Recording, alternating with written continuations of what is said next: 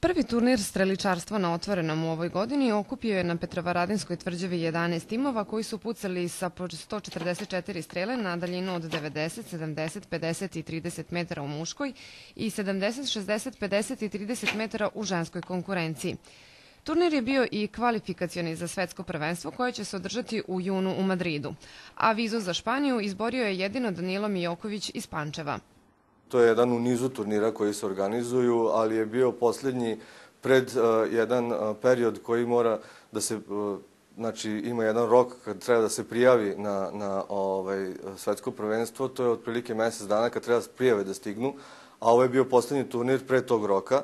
Znači na ovom turniru koji je ispucao, daje neko ispucao normu kao što je taj jedan takmičar, on može da se prijavi jer na svakim sljedećem turniru bi bilo zakašnjeno prijavljivanje. Norme, ako mogu da kažem, još se uzimaju po prošlogodišnjem svetskom prvenstvu, rezultatima prošlogodišnjeg svetskog prvenstva i uzima se otprilike 32. mesto, znači 32.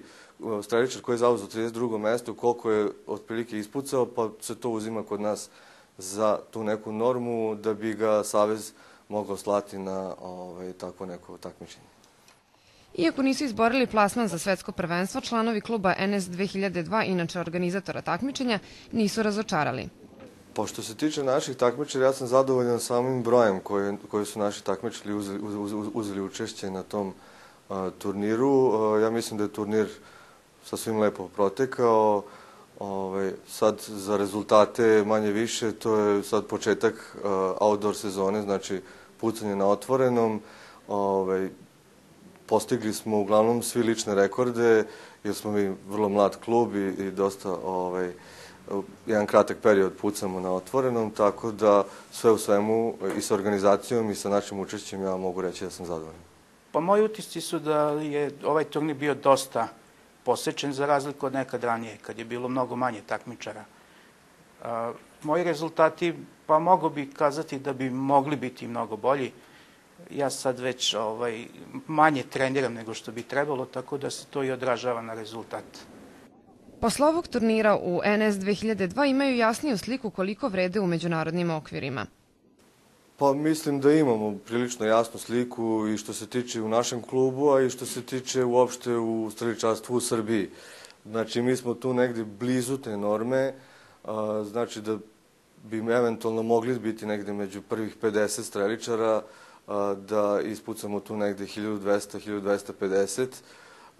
To samo zavisi od upornih treninga, rada, naravno zavisi od organizacije samog kluba, koliko klub ima financija, koliko može sve to da istrpi i da izgura.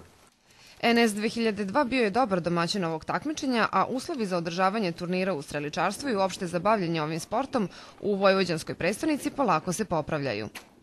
Pa ovi uslovi, ja mislim da na ovim prostorima nema niko tako dobre uslove kao što su naši.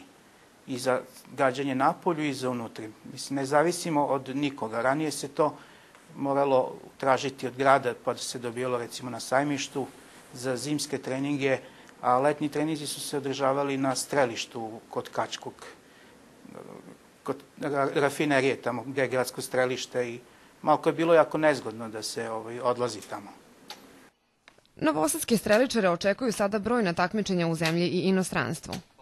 Spremamo se za domaće turnire koje su otprilike maltene skoro svaki vikend. Da li je fita ili olimpijska runda, to su dve discipline koje se najčešće pucaju. Bićemo gosti verovatno i u Hrvatskoj i u Mađarskoj na nekim posebnim turnirima kao što su 3D, streličarstvo ili T-Field. Pa ja ću gledati koliko mi moj posao dozvoli da se takmičim što više. Pošto su mi ovi mladi dali nekog jelana da ja sad nastavim dalje. Jer jedno vreme je bilo malko zatiše, nisam trenirao. Bio sam samo ostao kao takmičar, pa onda je malko to ovako depresivno delovalo na mene, pa nisam ni ja gađao. Malo sam trenirao u dvorištu, čisto da se zadovoljim sebe. Uskoro će Novi Sad biti domaćin još jednog interesantnog takmičenja u ovom sportu.